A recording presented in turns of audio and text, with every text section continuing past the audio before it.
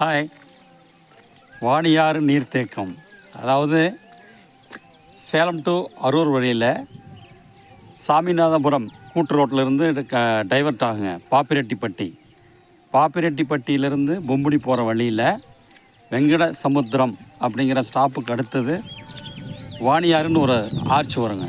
அங்கேருந்து ஒரு 3.5-4 கிலோமீட்டர் உள்ளே வந்தாக்கா இந்த தேக்கம்ங்க, வாணியார் நீர்த்தேக்கம்.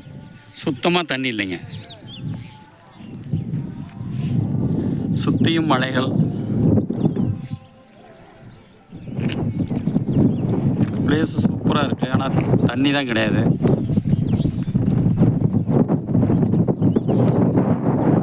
சின்னதாக ஒரு டேம் கட்டியிருக்காங்க, 3 கதவுகள் உள்ளன.